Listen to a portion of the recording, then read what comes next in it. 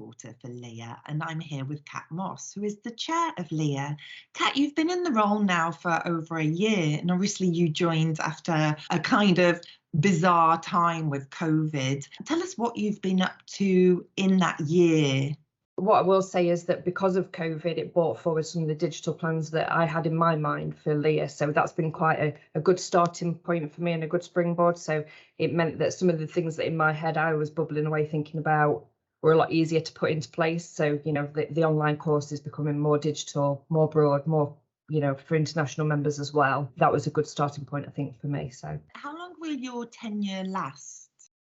So it's a 2-year period, so it'll take me up to the end of next year, and then obviously I'll become past chair and support the next chair in their role as well. And who will be the next chair? So the way that it works is that the intention will be that the deputy, which is Oliver, will be the next vice chair. It does have to go through and get ratified and go through that, and obviously he needs to want to do that, but that is the intention. Is it a tough job? It can be tough at times, it can be challenging at times, but it is very rewarding. The board and the LEEA staff as a whole, they're all lovely people. Everybody's willing to help. Everybody, it feels like we're all going in the same direction. We all want to achieve the same thing. So that is very helpful. And can you tell us about what you'll be doing this year? What's new? So a lot of last year was spent around getting the online platforms rolled out so that they were available internationally. So the focus this year is to follow on from that. We'll be adding in more courses, looking at exploring other languages. So we've gone from just just English language courses to we now have 4 international with potentially 2 others. That helps with setting up regional councils, which is another focus. So we've got the Australia-New Zealand Council, which is now established.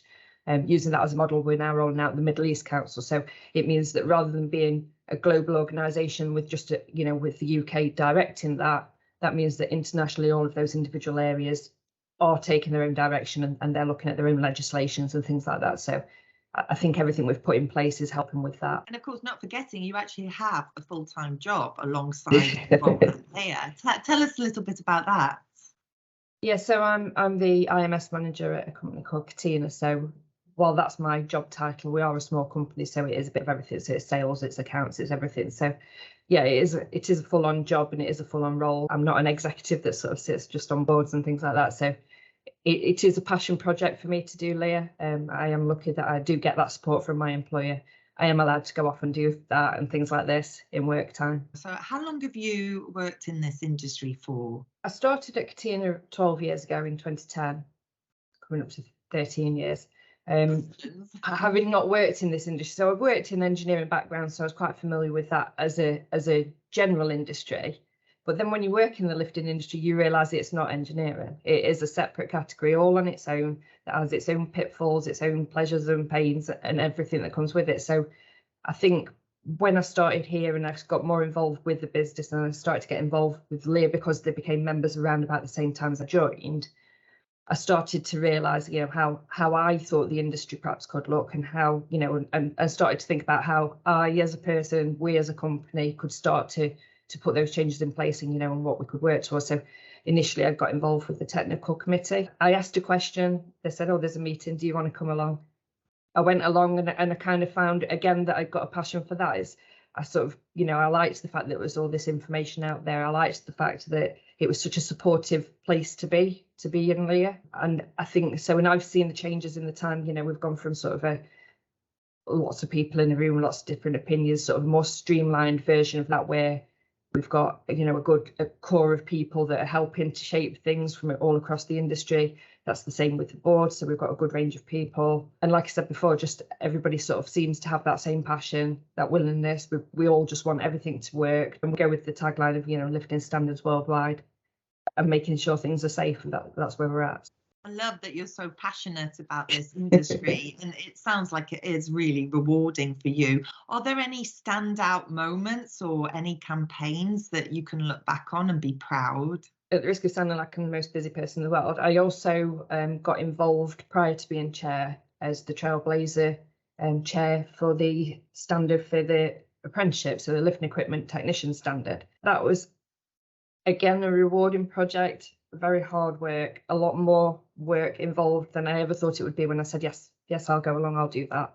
You know, we spent a lot of time getting the finesse of what we would expect an engineer to look like, what they would need to learn.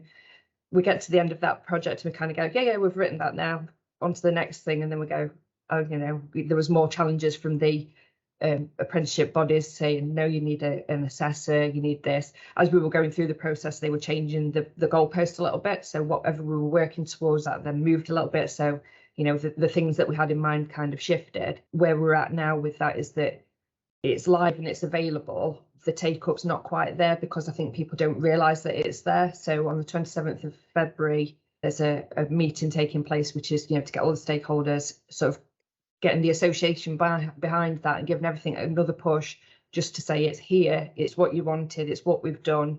You know, please go out and use it. There are people able to deliver it. It's not necessarily a day release, it can be block training, which is what I think lifting equipment technicians are used to anyway. I don't think they do day release.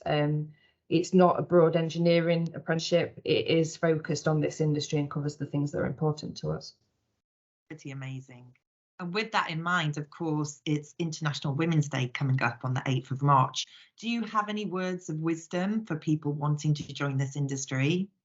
I think my words would be is, you know, it's not a male-dominated industry on the whole, although that's how it appears. Yes, there's a lot of guys in jobs. There's a lot of unsung heroes in you know, women working in this industry that perhaps they don't really think that they're doing as big or an important job as they really actually are doing. And it'd be good if those people could come forward and say, you know, I am working in this industry. You don't need to be a lifting equipment engineer to be involved and active and progressive in the industry. So it doesn't matter if you're working in a non-hands-on job in this industry. If you're there and you're a woman, I'd love it if people could just shout up and say, yeah, we are here. This time of year, it's a question that comes up all of the time. And I kind of go off on passionate rants about it shouldn't matter if you're a woman and all of that, but I appreciate it does. I know it's a big deal that I am the first woman to do this position. And in 2023, you know, we shouldn't be having these conversations still. We are. Hopefully that will change, and hopefully it'll just be, you know, this the right person doing the job at the right time. So, but that's the same with any of the jobs. I was actually asked yesterday how many female lifting engineers there were, and I said, do you know what, I don't know, and I don't know if we have that metric, but I think that is probably something that, you know, it'd be interesting to know and understand. Well, you're a real advocate for the industry, so thank you very much for your time today.